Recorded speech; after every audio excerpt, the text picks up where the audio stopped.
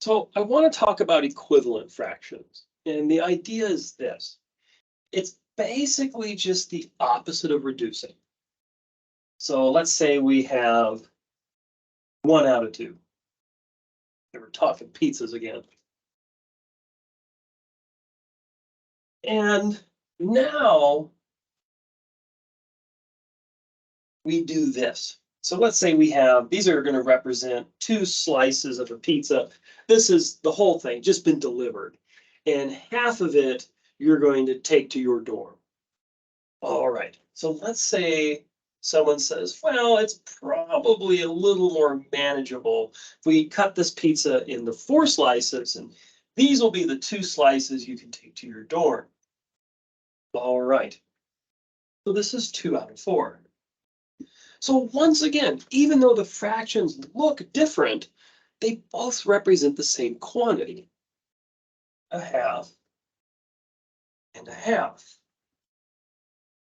Now, last time we went from something like 2/4 to 1/2. We reduced 2/4. And the way we did that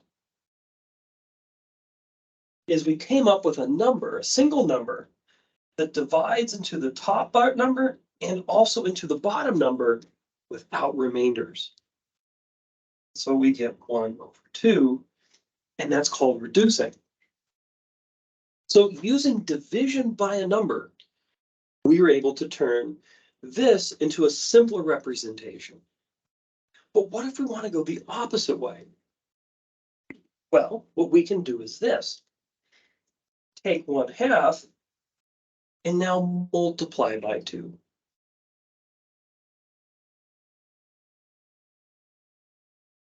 Now we multiply top and bottom by the same number, and we get 2/4.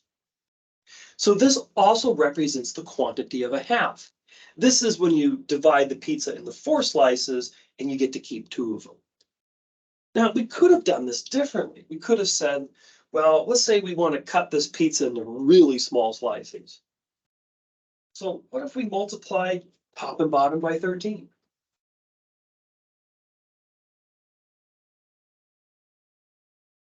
Well, 13 times 1 is 13. 2 times 13 is 26. So it turns out 13 out of 26 also represents a half. Now, where we use equivalent fractions is when we want to compare fractions when we're not sure which fraction's larger or smaller. So let's say we have this.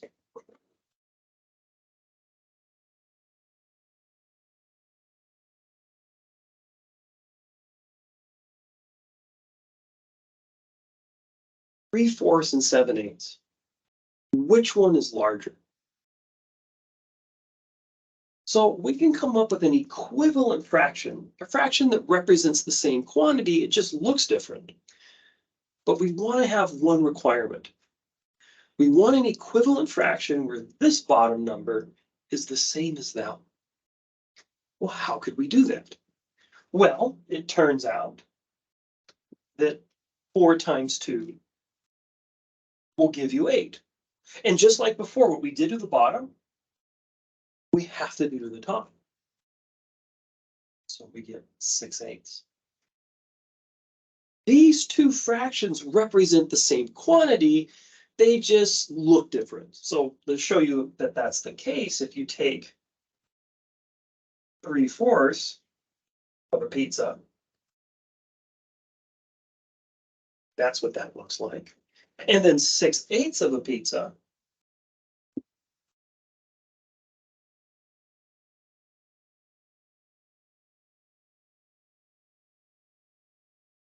two, 3, 4, 5, 6, 7, 8. So there's 8 slices total, and then there's 1, 2, 3, 4, 5, 6 that we're going to keep. They represent the same quantity of pizza. It's just one version is cut up into smaller slices. So they represent the same amount. So what this means, instead of comparing 3/4 and 7/8, let's compare with 7/8, this alternative form of 3/4. that is the same quantity as 3/4. And what we find out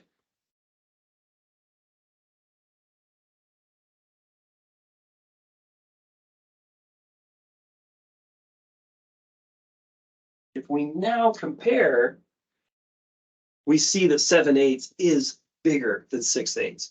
A score of 7 out of 8 on a quiz is a better score than 6 out of 8, or 7 slices of pizza is more than 6 out of 8 total.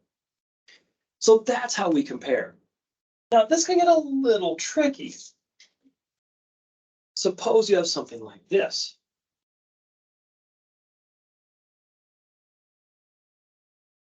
By 6. Now, there's 3 ways you can do this problem. I want to go through all 3. The first one I say is just guessing. Can we guess a number that we can turn 4 into that we could also turn 6 into?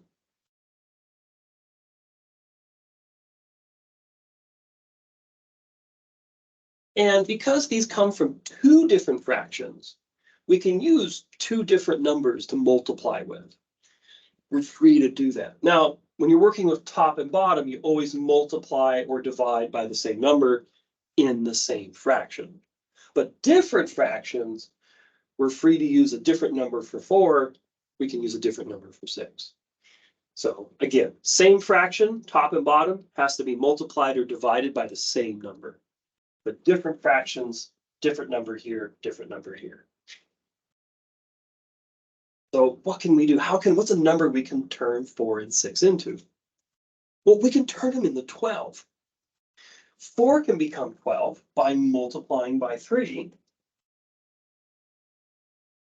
6 can become 12 by multiplying by 2. And so we'll multiply bottom and top by 3 for 3/4.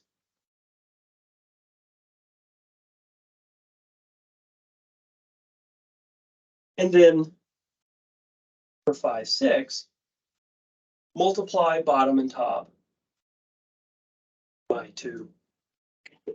Excuse me. 9/12 versus 10/12. And we can see that a score of 10 out of 12 is higher than a score of 9 out of 12. So because this is the better, that's also going to be. That's one way you can do this. Let me show you a second method.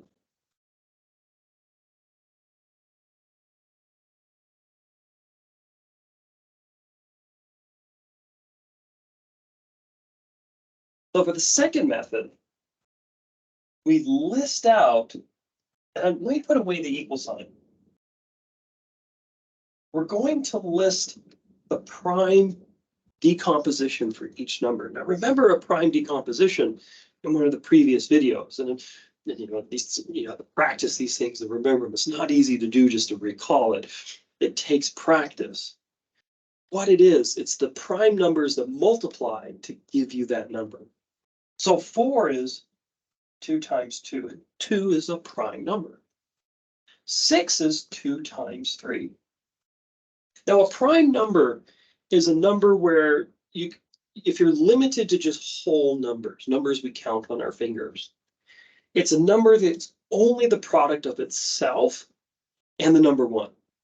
The only whole numbers, again, numbers you would count on your fingers, the only numbers that multiply to give you 3 are 3 and 1. The only numbers that give you 2, that multiply to give you 2, are 2 and 1. So 3 is a prime number and 2 is a prime number. Now 6 isn't, because 6 is 2 times 3. Okay, it's also 6 times 1, but you could also write it this way. And because it has this alternative form, 6 is not a prime number. So we break these down as products of prime numbers. And we try to make these 2 lists look the same. So this has a pair of 2s, but it's missing a 3. So I'm going to attach times 3. Now this one has a 3, it has a 2, but it's missing a second 2. So I'll put in a times 2. Now the lists are the same. A pair of 2s and a 3, a pair of 2s and a 3. The order doesn't matter. As long as the same types of numbers are there, we're okay. So now we perform the multiplication. 2 times 2 times 3 is 12. 2 times 3 times 2 is 12. So this is the number we're going to turn 4 and 6 into. And how do we turn them into that?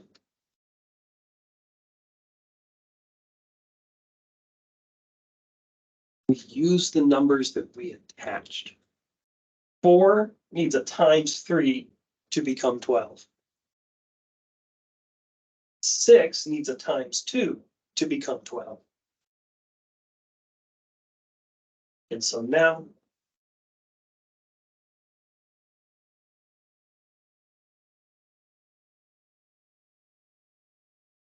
and again, what we do to the bottom, we've got to do to the top.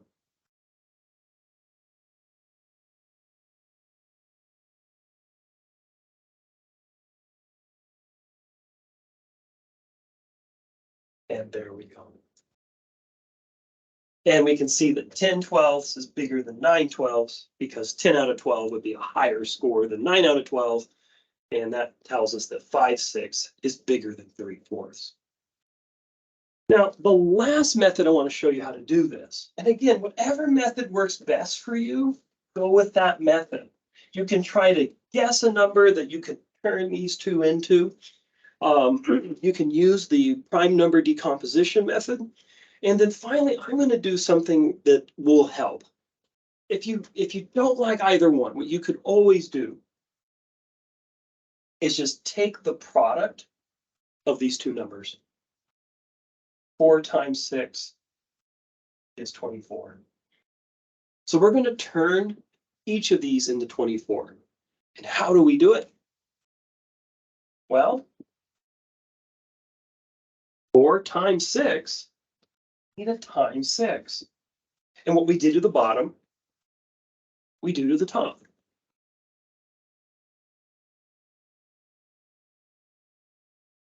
And then for 5/6,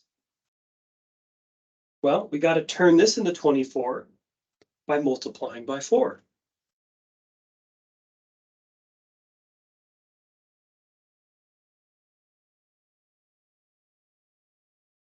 And we can see that 5/6 is represented by 2024. 3/4 is represented by 1824. And this is the bigger one between these two. So that must mean 5/6 is bigger than 3/4.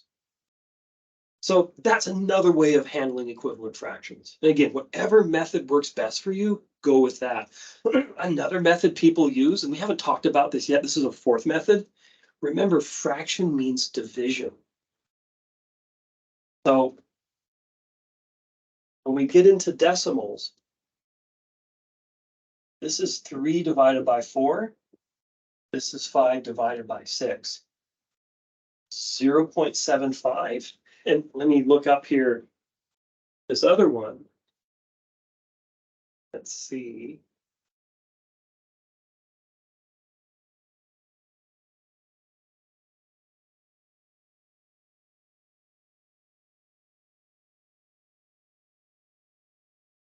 That means it repeats forever. This decimal is smaller than this decimal, so this must be the larger fraction. So that's another way you could do this. So that's comparing fractions with equivalent fractions. Any questions, let me know.